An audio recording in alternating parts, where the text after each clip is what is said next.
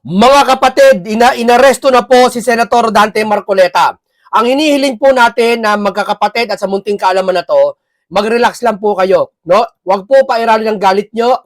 Huwag po kayong magsaseta ng pagbabanta o anuman pagpaprovoke sa ating gobyerno. No? Mag-relax lang po kayo dahil po tayo po ay talagang may impormasyon na nakuha na si Senator Dante Marcoleta ay relax lang.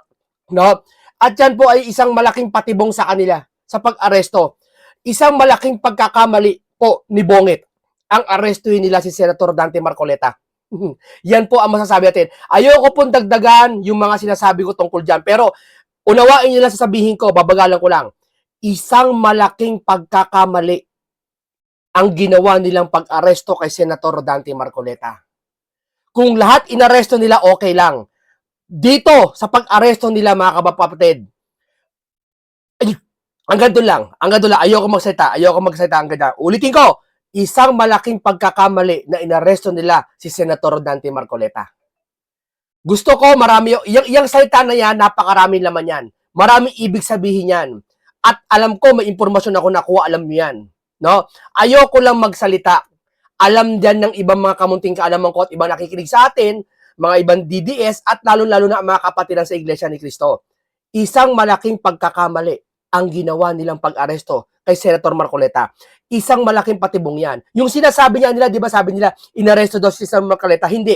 Kagabi pa lang, alam na may arrest warrant si Senator Marcoleta. Pero ang ginawa ni Senator Marcoleta, talagang pumunta siya dyan at alam niyang aarestuhin siya dyan at sinubukan niya magkaroon ng yung tatawag na quash ba yun? Mamaya maririnig nyo, no? Na para hindi siya makulong, pero pumunta pa rin siya dyan. Pero kung siya may magtatago, hindi na siya pumunta dyan. Kasi kagabi pa lang alam na eh. So, ibig sabihin, tinupad ni Senator Marcoleta yung sinabi niya magpapa-aresto siya, no? Pero, mga kapatid, nanawagan tayo, yung damdamin nyo, pigilan nyo. Ha? Hindi ng tamang oras para magalit. Hindi ito yung tamang oras para maghiganti. Hindi po tamang oras yan.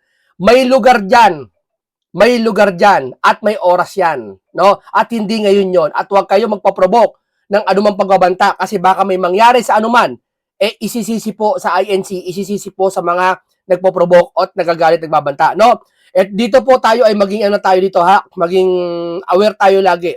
Bantayan ang damdamin, bantayan ang galit, no? Huwag kayong magagalit, relax lang tayo. At ako may nakuhang impormasyon at relax lang ako, no? Hindi po tayo nababahala na si Senator Marcoleta maaresto ng ganito, maski siya pumayag siya mismo. At malugod na tinanggap ni Senator Marcoleta yun doon. Yung dito naman about sa picture na to, in-AI lang to, nilagyan ng luha. Pero hindi naman umiyak si Senator Marcoleta. No, hindi po siya umiyak yung time na yon. Ewan ko kung saan niya nakuha tong picture na to. Tingin ko baka in-AI lang nila, no? No, ngayon, sabi ko nga, relax lang kayo mga kapatid, mga DDS, mga kamunting kalama, sa mga nakikinig, huwag pa irali ng galit. Dahil walang mangyayari, pag kayo nagalit, baka balikan pa kayo nila. Pag magsalita kayo ng masama laban sa kanila. Relax lang kayo, patuloy ang buhay, at may mangyayaring kakaibang himala. Diyan kayo nagkamali. Isa lang sabihin natin, isang malaking pagkakamali ang ginawa nilang pag-aresto kay Senator Marcoleta. Nakakatindig balahibo ang restback ni Senator Dante dyan ng katwiran. Re-restback ng katwiran. Sabi ko nga sa inyo, ayoko magsalita kasi di ba nakaraan, rally. Sa tingin ko, hindi na uubra rally. Pero baka may isa pang rally, the big one, baka uubra na. baka lang uubra na. No? Niligyan natin ng baka kasi yung mga nakarang rally, hindi umubra. Baka ngayon, pangatlo pa lang to kasi yung pangatlong rally dyan sa EDSA, hindi naman po talaga rally yun eh. Partial rally lang yun. Yung mga sumama lang doon, piling-piling lokal ng Iglesia ni Cristo. Kasi may makilala akong lokal, hindi naman sumama, hindi naman sila naatasan na sumama. At wag na silang sumama. Ang napili lang dyan yung mga karatig lugar na, yung mga malalapit lang dyan. Sa mga Batangas, malapit na rin yan sa Manila, no? Ang malalayo, hindi na inubliga, no? Kaya, syempre, hindi natin matutuloy ng rally yan. Yung may pangatlong rally, yun ang makatotohanan, no? Pero, ayoko pag-usapan, no? Painggan natin ang nakakalungkot na pahayag ni Senator Dante Marcoleta. Ano ba to? Wala ba tayong nakalimutan balita? O, pakinggan muna natin itong pahayag ng Iglesia ni Cristo. Iisa pa rin ang stand natin at ang mga INC. Makulong man si Senator Dante Marcoleta. Tandaan nyo, makulong man. Hindi titigil ang Iglesia ni Cristo. Pakinggan natin si Ka Edwil Sabala. Ang ikinakaso kay Senator Marcoleta ay plunder na isang non-bailable crime. Sa makatuwid, ipakukulong siya at hindi pwedeng magpiyansa hanggang hindi natatapos ang paglilitis sa kanya. Sa madaling salita ay hindi na niya maitutuloy ang paglalantad o pag-expose sa mga sangkot sa pandarambong na naganap. Pero paano naging plunder ang pagtanggap ng campaign donation? Hindi nila yan. Marami niya nagtutulong-tulong kay Senator Marcoleta. Okay lang. Padadamahin natin sila. Ang larong ito hindi na chess. Kasi nakaraan chess ang laro checkmate sila No? Ngayon hindi na. Ang laro na to ay dama na. Padadamahin kayo. Sino rito marunong magdama?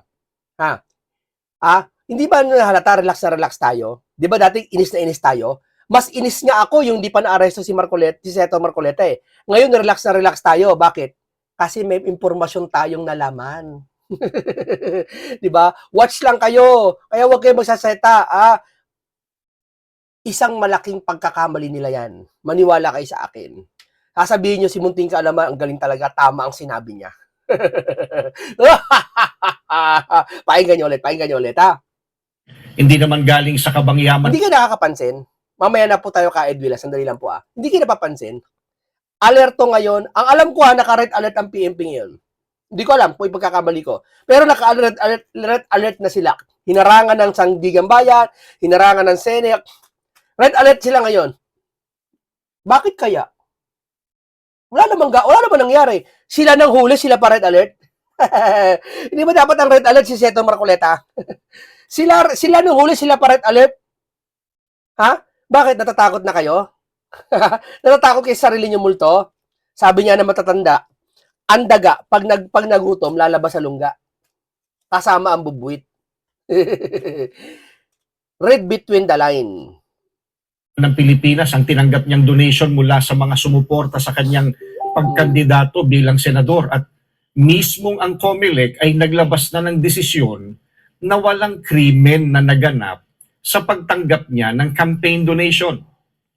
Sinusuportahan ng Iglesia ni Cristo ang itinataguyod ni Senator Marcoleta dahil ito rin ang posisyon namin. Nananawagan kami para sa transparency, accountability, justice, and peace. Kaya, nais naming iparinig sa mga kinauukulan na kahit ipakulong nila si Senator Marcoleta, ay hindi kami titigil sa paghingi ng katarungan para sa mga kababayan natin na ninakawan. Tama. Yung sa mga loyalista niya, sa mga ibang vlogger na loyalista, ang mga pinklawa, kapal ng mga pagbumuka. Talagang harap-harapan nilang kinakampen yung flood control issue. Buti nga nakulong si Marcoleta. Talagang ayaw nila maimbestigahan yung flood control, no? Grabe ginagawa, no? Harap-harapan, no? Huwag kayo mag-alala. Ang nangungutang, pag nangutang kayo, mababait. Pag araw ng singilan, maraming magagalit. Huwag kayong mag-alala. Sabi sa Biblia, ang lahat ng kasalanan napapatawad. Pero, walang kasalanan na hindi pagbabayaran. Tatandaan nyo yan. Okay, ngayon, mangungutang kami sa inyo ngayon. Asarin nyo kami, lahat, ano yung si Senator Marcoleta, relihiyon ng babastusin nyo. Okay lang yan. Sabi niya na sa Biblia din may araw ng pag-ani.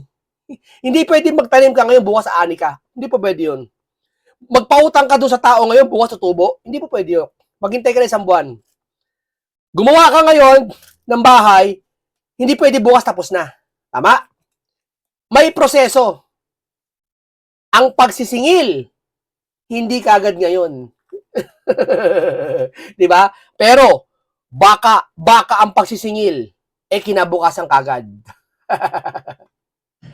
Gusto naming ipaalam sa kanila na isang injustice ang selective justice. At hindi kami mananahimik sa harap nitong napakalaking pagyurak sa katarungan na hinihingi ng ating mga kababayan. Ayaw makarinig di bongit niyan, mga ganyang salita, ayaw niya. Ano yan? Destabilization tawag nila dyan. Ganyan yan. Ano nga ano ngayon undeclared ML. Alam niyo ML? Marshall? Alam niyo na. Undeclared. Di ba? Yan ang sinasabi ng iba. Di ba? Pero okay lang, relax lang kayo. Huwag kayong mag-alala. No? Tayo ang panalo sa labang ito. Maniwala kayo sa akin. Kung may impormasyon na dapat masagap, tayo yon. Nang umiiral na itong batas ng ating bansa, Kasi nyo wala kakaba-kaba si Senator Marcoleta. kailangan natin igalang. Talagang tiniming nila sa impeachment trial ni Sara. Pero okay lang. Okay lang, kasama sa plano yon. Ako ay personal na nagpunta dito sa Sandigang Bayan dahil yung aming motion to quash at saka yung Yung motion to quash na yan. na motion to defer the issuance of a warrant of arrest ay kinalendar nila kagad for hearing. Itong ganito nga sa umagang ito. Ngayon, napakaganda. Pero mo gusto nilang ganito yung si Senator Marcoleta. Tapos yung mga flood control issue, hindi nila mapanagot. Paano magkakasabwat sila? Alam na natin ngayon magkakasabwat sila. Kasi sila nagkakampi-kampi. Gusto nila makulong si Senator Marcoleta lahat. Maliban doon kala Libiste, kala Kong Marcoleta, si Henry Marcoleta, Kong Libiste, at iba pang mga congressman. Pero kita-kita mo yung mga magkakasabwat Gustong-gustong makulong si Senator Dante Marcoleta. Di ba? Ang indikasyon yon na umiral ang ating mga batas. So gusto ko magpasalamat sa Sandigan Bayan dahil kinalendar nila kagad for hearing. Yon ay makikita ninyo na kinakailangan ng proseso ng batas ay masunod. So ang sabi ng Sandigan Bayan, meron na silang determination of probable cause. Kaya sila nag-issue ng warrant of arrest. Igalang natin yon. Kaya meron naman kaming motion to quash, pinagbigyan naman yon. At alam ko naman yon ay bibigyang daan pa rin. Ibig sabihin, ipoproseso pa rin ang aming motion. Dahil, siyempre kami naman, meron kaming ibang pananaw doon sa asuntong ipinal sa amin. So ang aking mga abogado ay gumawa rin ng paraan para sa ganon, i-counter naman yung asunto. Yun ang ibig sabihin ng motion to quash.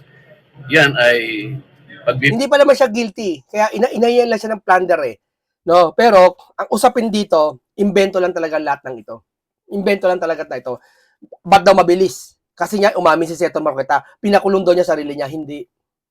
Inamin na si Senator Marcoleta nagbigay sa kanya kasi honest siya. Pangalawa, kaya niya inamin yon, wala siyang lalabaging batas. Isipin mo umamin yung tao kinulong, pero yung mga taong na hindi umaamin, nagsinungaling, napatunayan magnanakaw, hindi kinulong. Ganyan po dito sa Pilipinas ngayon. Nagkamali kayo ng pinakulong. Sabihin ko sa inyo, walang sisihan. Napakulong nyo na. 'Di ba? Walang sisihan. Lalaban kami ng katwiran. No? Ito, bibigyan ko kayo ng tip. Siguraduhin nyo na yung mga nasa kaalyado nyo dyan, kung talagang sa inyo ba talaga. Baka lahat na nakikita nyo, baka isang palabas lang at isang patibong lang lahat ng ito. Di ba? Lamang na lamang dito si Senator Marcoleta. Tanungin nyo lahat. Nakangiti lahat. Kabagay kayo, nakikinig na kasi kayo Pero, saka tayo, darating tayo dyan, huwag kayo mag-alala. bigyan tayo ng Sandigan Bayan. Kaya lang kailangan dumaan sa proseso. At nauna na na-determine na nga yung probable cause, kaya nag-issue na po sila ng warrant of arrest. Senator, to clarify, you surrendered po, hindi po arrested. You were arrested, Senator? Sen, you surrendered, Sen, arrested po.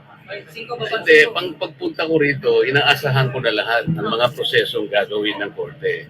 Kagaya ng sinabi ko sa inyo, ako ay hindi magtatago. Ilang beses niya sinabi yan, pang-5 yata, sa saganang mamamayan, sa interview, sa INC rally, sa lahat ng programang in-interview siya, sinasabi niya yan, hindi po ako magtatago, magpapa-aresto po ako. Yung puyok. haharapin ko ang batas, ang asunto, sangayon sa pagkakaintindi ko sa mga batas natin. Kaya kailangan pong dumaan ang proseso. Kasama na po yung pagpunta ko rito, yung hangarin ko na kung i-serve po nila yung warrant of arrest, tatanggapin ko po yun. Pero as of this moment, Sen, anong nararamdaman mo ngayon? Katulad ng nararamdaman ninyo siguro. Sen, message to the INC. Kung natutuwa kayo, natutuwa din si Senator Marcoleta. Yan ang nararamdaman niya ngayon. No, bakit? Isang malaking pagkakamali ito ni Junior. Yeah. Kagabi po ng alas 10:30 ng gabi, Oo. ay nag-release ng warrant of arrest ang Sandigan Bayan para kay Rodante Marcoleta. Alam na ni Senator Dante Marcoleta yan. Kagabi pa lang. Kami alam na namin yan. Di ba? Kaya nga, medyo masama loob namin nung si Senator Marcoleta pumunta pa sumuko. Pero hindi kami makasama ng loob kasi sinabi niya susuko siya. Sinunod namin ang kagustuhan ni Senator Marcoleta. No? Pero, tuloy. Senador ng Republika ng Pilipinas. Kaya na pong alas 8:30 bago mag-alas 9, ay pupunta siya sa Sandigan Bayan para mag-file ng motion to quash. Nung dinenay po yung motion to quash, ay i-lockdown na po ang Sandigan Bayan at hindi na po siya pinalabas. Subsequently, at 9:30, dumating po kami ni Chief Latate sa General Morico sa Sandigan Bayan. Sir, eto mga to, sumusunod kay ano. Ay, hindi ikaw. Kakampi ka pala namin. Ay, hey, sorry. sorry, hindi pala. Ikaw, traitor ka pala sa ano, di ba? Sabi kasi traitor sila eh. Traitor daw si John Vic kay BBM. Totoo ba yon John Vic? Ha? Pag nag-rally ba ang INC, titindig ka sa gitna ng INC? Sasabihin mo, mag-withdraw ka na? Ganun ba? Kaya mo ba yon John Vic? Hindi, wag na lang yun. Practice lang yun. Ito na lang. Yung mga sunod-sunuran dyan, 2 years lang o 6 years lang ang termino ng isang politiko. Yeah? Nagpapakasagad kayo ngayon. Okay lang yan. Sabi niya bilog ang mundo.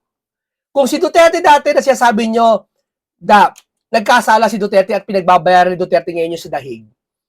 So naniniwala kayong bilog ang mundo. Tama? So, kung naniniwala kayo na ngayon, power abuse lahat ng ginagawa ninyo, naniniwala rin kayo may araw ng pagsisingil. Di ba? At sa araw ng pagsisingil, mahahayag lahat, marami makukulong. Dahil sa panahon ngayon, ang nakukulong yung nag-iimbestiga. At hindi yung mismo may sala. Para dalhin na siya dito sa krami.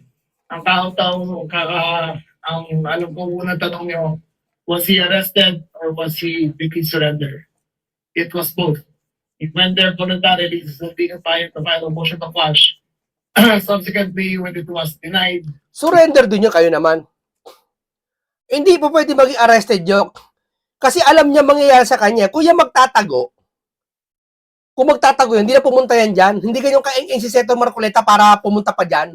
Kung magtatago yan. Di ho ba?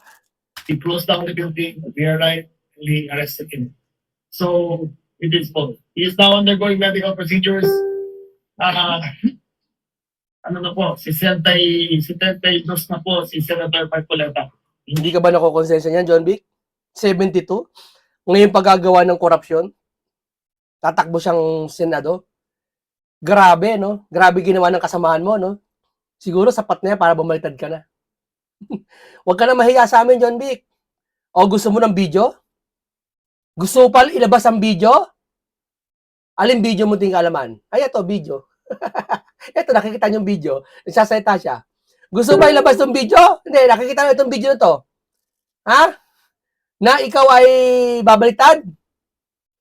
Ito ha, wala akong sasabing video lalabas ha. Ayun naman ha, baka naghihinala kayo, may video tayo lalabas. Ang may karapatan maglalabas doon, hindi ako. Pero wala, joke lang yun. Pagka-simple blood pressure, heartbeat at iba kong pugin sa kanya, marami po siya rin test sa pagdadana, tutulad ng mga ECG at iba pa, para sigurado ang kanyang fitness. Hindi namin alam kung kailan matatapos yun, but hopefully within the next 2 days, tapos na lahat ng kanyang examinations para sa full health. I-report namin sa Sandigan Bayan na maaari siyang pwedeng ilagay sa PDL sa Quezon City kaya this year. Ano po ang kanyang confinement order sa Pero huwag niyo kami mapiliin. Bigyan niyo kami ng oras para po ang kanyang full picture na kayo. Yung mugshot na po ay lalabas sa ilang sandali lang. At marami po kasi magdadanan. I must remind everyone na we are not here to humiliate anyone. Kung naman ang kanyang kalagayan sa kanyang work ay hindi ko namin wawalang hit. His picture will be taken as he appears in public. We are not here. We are here to arrest. Pakisabi sa mga amo mo, sir. Pakisabi sa amo mo, sir. Alam namin puso mo, sir, naramdaman namin, sir. Alam namin. Pakisabi sa mga amo mo, sir. Hindi sa bagay, di mo masasabi yan, no? Iba na lang, no? Yung ginawa nyo kay Senator Dante Marcoleta, isang malaking pagkakamali nyo yan. Akala nyo lahat ng tao mababangga nyo. Akala nyo magtatagumpay kayo, no? Watch lang kayo, may ilang oras pa eh. And haven't tried, but not because. Ang dami ko sanang gusto sabihin, mga kaibigan, mga kasama, mga kapatid. Marami akong gusto sabihin ngayon. Kaso hindi po pwede. Pasensya na kayo, ha. Siguro sasabihin ko na lang, papaliwanag ko pag nangyari na. Hindi po pwede sabihin, boss. Kasi, alam mo na, di ba? May mga bagay na kagaya ng may mga bagay na hindi kailangan sabihin, hindi na kailangan sabihin. Tapat na yung isang salita, basahin mo na lang. Nagkamali sila. Yun lang yun. Yusek, Senator Rodante Marcoleta is now in custody. Ito, kawawa to. Bakit? Kawawa tong babaeng ito. Akala niya, kalaban niya si Senator Marcoleta. Hindi niya alam, nahahalata siya ng sambayan ng Pilipino, na kung bakit anong ginawa sa inyo ni Senator Marcoleta, ba't kinakalaban niyo si Senator Marcoleta? Wala naman sinabi si Senator Marcoleta ang big fish si Marcos eh. Pero umaakto kayo na ang big fish si Marcos. Kayo, sila nagbubuking sa pamamagitan ng pagdepensa nila. Gets nyo? Parang ganito, bigyan ko kayo sample. Halimbawa, kinuha mo to. Ninakaw mo to sa isang, halimbawa, nasa isang store ka, pumunta ka sa isang store. Ninakaw mo to, binulsa mo. Tapos, sinabi ng kasama mo, hoy, wala siyang kinuha Wala siyang kinuha. Guilty. Tama? Kinapkapan tuloy siya, nakapkapan tuloy, nahuli to. Imbis na hindi na makukakapkapan, sinabi ng kasama niya, ay wala siyang kinuha, baka isipin mo may kinukuha siya. Nahuli siya. Ganon din sa sitwasyon ngayon. Wala naman sinabi si Senator Marcoleta na magnanakaw yan, si BM. Si Romualdez ang tia-target niya. Pero kayo, todo tanggol. So, dyan pa lang, guilty kayo. Di ba? What did the president say about it? Kung yan po ang isinasaad, Tamo, peke yung niya, peke. Talagang, alam niya mali yung ginawa kay Marcoleta. Makikita mo sa tabas ng pananalita niya.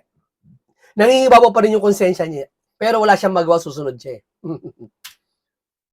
at sinasabi ng batas at yan naman po ang kautusan ng Sinasabi ng batas, sinasabi ng kautosan ng korte. Bakit yung mga pinangalanan na? Nasaan na? Ba't wala pa rin? Asan na yung hinug na si Joel? Asan na yung plunder ni Martin? Ba't walang posas? Ba't nauna pa kay Marcoleta? Umamin na rin si Martin Umamin na rin si Saldi. Umamin daw si Marcoleta kaya mabilis. Ba't kay Martin? Di ba umamin? Pati si Saldi?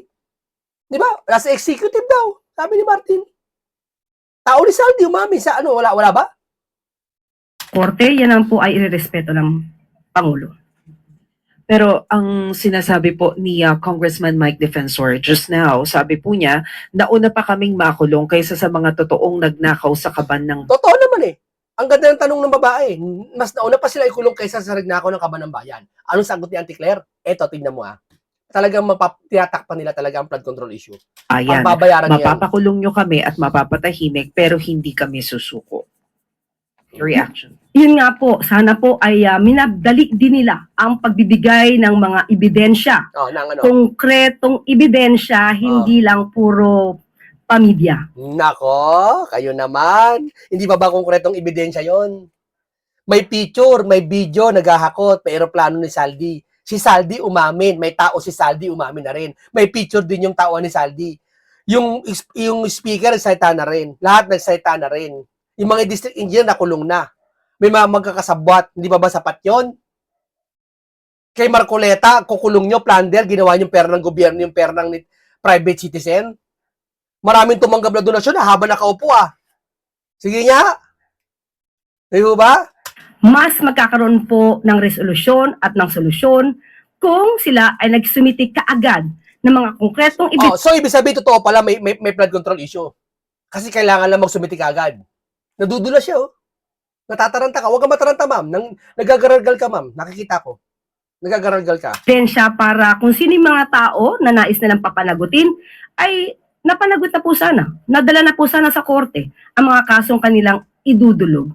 Pero hanggat hindi sila nakakapagbigay ng konkretong ebidensya, hindi po talaga ito kakagatin ng korte.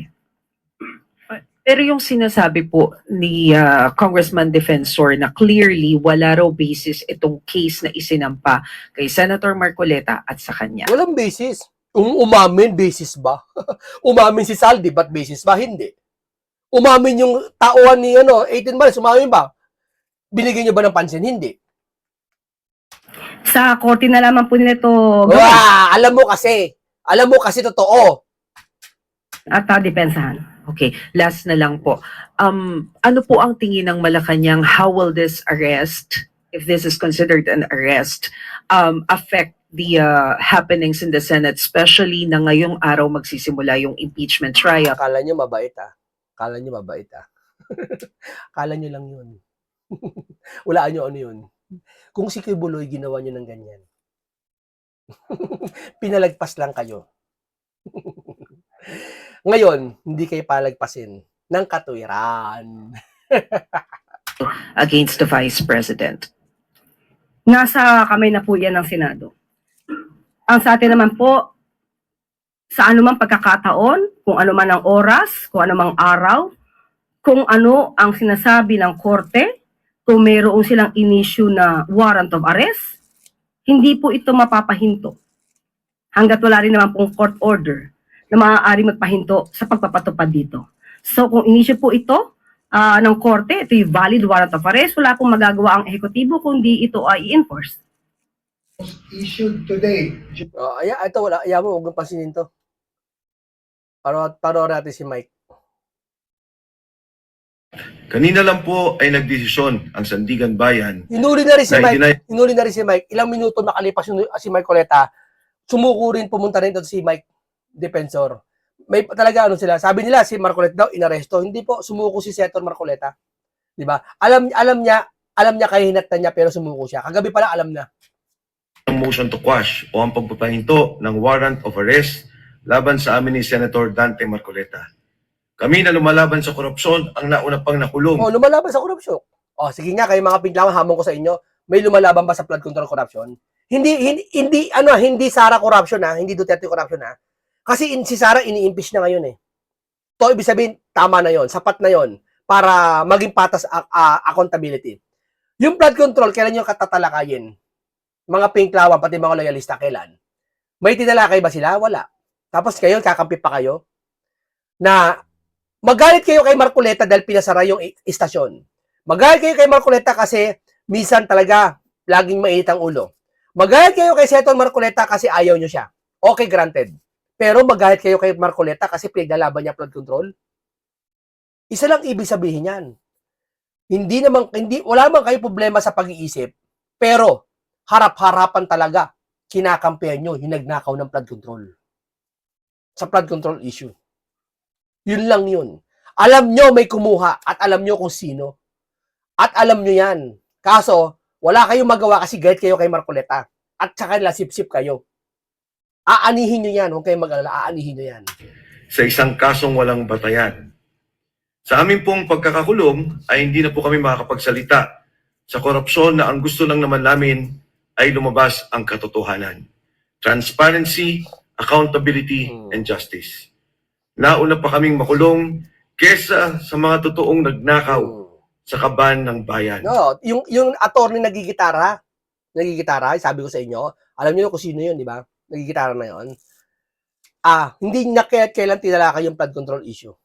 Hindi, takot Alam niya papatulan siya ng ng administrasyon Alam mo namang administrasyon na to, kahit napaka-close mo, pag nagseta ka ng flood control, kakalusin ka ganyan yan.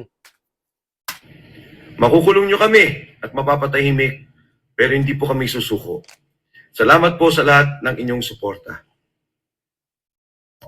At ilang minuto nga po ang nakalipas ay lumabas na ang balita.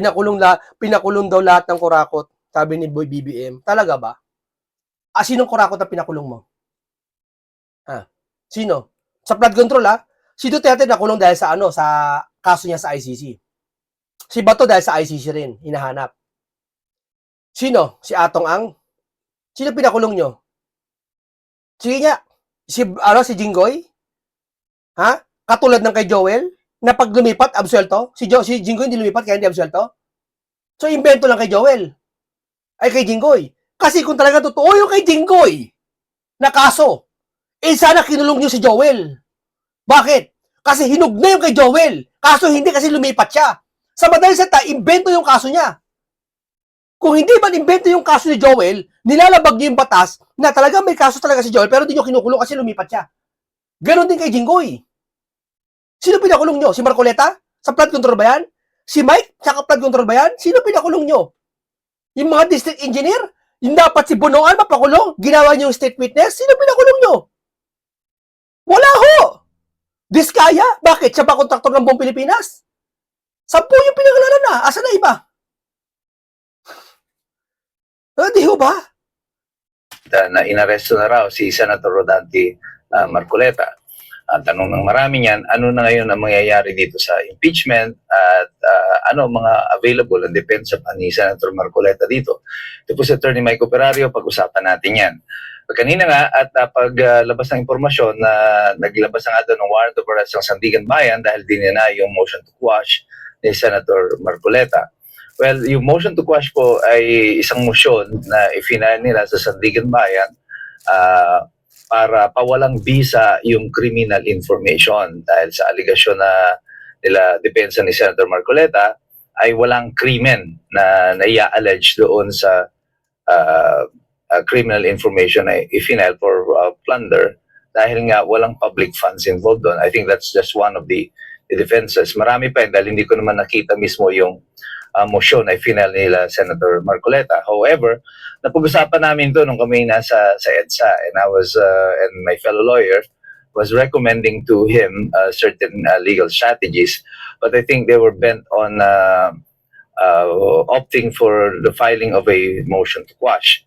So ano ang posibleng mga remedyo pa dito? Well, dahil ang denial, merong formal na motion, pwede pong mag-file pa ng motion for reconsideration si Senator Marcoleta and to recall yung warrant of arrest.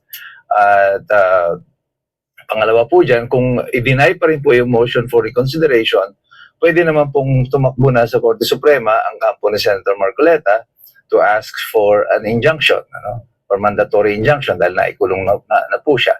Kaya lang, alam niyo naman, pag Korte Suprema na, medyo magtatagal pa yan, madidelay pa yung proceedings. Or another option for them is that mag-request sila ng immediate trial for a determination po ng bail para makapag-set ng bail sa kanila. At ito yung Hindi mo kayo mag-alala. Maya-maya lang andyan na si Senator Marcoleta. nasa isipan na ng maraming mga tao. Although dinideny ito ng Malacanang, ng ombudsman, na may kinalaman ito sa impeachment. May kinalaman doon, wala doon kinalaman sa impeachment. Obvious naman. Tiniming mo sa araw ng trial ng impeachment. Niloloko nyo naman ba kami? Ito mga to, harap-harapan tayo niloloko, no? Parang yung itim, ginagawang puti. Kitang-kita mo ng itim. Halimbawa, ito. Ito, anong kulay ba to? Itim. Sasabihin ni Marcos puti to. Kulay green to, kulay green. Yan. Hindi po aksidente na on the day na mag-uumpisa ang impeachment is at Senator Marcoleta. Kasi kay Cayetano, hindi siya lumulusot yung kay Cayetano sa impeachment eh. Trial ngayon ni Sara. Hindi eh. Kay Marcoleta pa kaya. Kaya talagang dinampot nila si Senator Marcoleta eh. Invento lang talaga. Yung sabi, invento lang talagang kaso. Ginagamit nila ahensya ng gobyerno, pinapakilos lahat ng kapulisan para gamitin sa taong bayan na sa kami ang nagpapasahod sa mga yan. Ginagamit nyo kami yan. Di ba? Okay lang yan. Padadamahin lang kayo ni Marcoleta. will be removed from the Senate. Alam naman natin na si Senator Marcoleta, isa sa mga the best lawyers that we have now in the Senate. Iilan lang naman sila dyan. But he's very vocal at saka mahusay po sa argumento si Senator Marcoleta. At siguradong mawiwindang ang prosecution Oh, kaya pinuli nila yung mama eh. Yan, kitang-kita nyo naman eh. at pati ang mga BBF. Kaya maraming galit kay Senator Marcoleta, hindi sila makausad. Kasi totoo yung sinasabi ni Marcoleta. Kaya maraming galit. Oh, Senator, sabi ko nga eh, hindi pa bukas tapos na ang mundo. Sa isang araw tapos na ba ang mundo? Hindi pa. May isang araw pa, may isang linggo pa, marami pa tayo. Hindi pa natin alam kung kailan magwawakas ang mundo. Umaasta sila na akala mo sila ang may-ari ng lahat ng pagkakataon at sitwasyon. Nagkakamali sila. Alam nyo, di ba, maraming ganyan. Kinabukasan, isa malakas pa. Nabalitaan mo kinabukasan, ano nangyari? Di ba, may ganun eh. Kinabukasan, nakita mo yung halaman, okay pa. Tapos pangatlong araw, nalanta bigla. Ano nangyari? Di ba, may ganun eh. Magugulat ka na lang eh. Ikaw, ang lakas-lakas pa niya nakarang araw ah. Eh, ngayon, wala, naasa na siya ngayon. Di ba, may ganun, di ba? Oh, mabait naman niya, bakit ganun? Di ba, biglaan eh. Hindi lahat ng oras sa inyo. Maari akala nyo lang sa inyo ngayon. Di ba? dyan sa Senado, lalo na si Gatchalian, hindi naman siya abogado, ay siguradong mawiwindang siya kay Senator Marcoleta. So, sa mga magsasabi o nagsasabi hanggang sa kasalukuyan na walang kinalaman itong pag-aresto kay Marcoleta sa impeachment, isa pong malaking kalokohan yan. Alam po ng lahat ng mamamayan kung para saan ito. Alam po namin kung bakit merong impeachment. Alam din natin bakit ang una niyong kinakasuhan ay itong mga umuupo sa administrasyon. At alam namin kung bakit hanggang ngayon wala pa rin kaso si Romualdez. Wala pa rin, di ba? Tindi, di ba? Ang tindi, umamin na. Si Saldi. At yung Kung ang pag-amin lang pala ni Marcoleta ang pinakadahilan nyo para sabihin nyo na madali yung kaso, eh ba't si Saldi umamin din? iba pang mga congressman, mga contractors na sangkot sa flood control. Bakit inuuna itong mga oposisyon? Hindi naman po tanga yung taong bayan. At alam Yung iba tatanga-tangahan lang kasi kakampi sila o kaya takot sila kay Marcos. natin kung ano itong nangyayari. Pero ano pa man, dahil tayo ay nasa gitna na ng isang labanan ito hindi laban lang ni Senator Marcoleta or ni Mike Defensor. This one goes beyond that. Ikaw, Iglesia, Katoliko, anong ka pa man, ang labanan nito ay para na po sa mga Pilipino, sa karapatan nating lahat. And I think Senator Marcoleta will just be another symbol of how the rights of the people are going to be oppressed. Paano sinisikil ang karapatan ng mga mamamayan kapalit ng pagprotekta sa mga abusado, mga magnanakaw na totoo dito sa ating lipunan. Pero patuloy po tayo dito magdarasal para sa mga kababayan natin, para kay Senator Marcoleta at mga iba pa na nakapila dyan na ihaharas ng ating pamahalaan. Huwag po kayong susuko. Tuloy lamang po tayo sa ating mga pakikilahok, sa ating pagdamay dito sa ating mga kababayan na nasa gitna ng mga ganitong sitwasyon. Kasi wala naman po tayong ibang aasahan. Institutions will fail us, even allies and friends will betray you. But we will continue with this fight because we are the resistance. Okay, maraming salamat sa inyo. Huwag kayo magala, huwag kayo magbabanta, mga kapatid, mga munting kaalaman, mga taga-DDS. Relax lang kayo. Relax kayo. Di ba? Dito talaga makikita nyo talaga na kung sino ang mangingibabaw. Makikita nyo talaga dito kung paano gumalaw. Sino? Secret. Okay, isang komentaryong punong-puno na naman ang kaalaman at karunungan. Isang makabulong talakay na naman ang aking hatid sa inyo. Maraming salamat. Paalam po sa inyong lahat.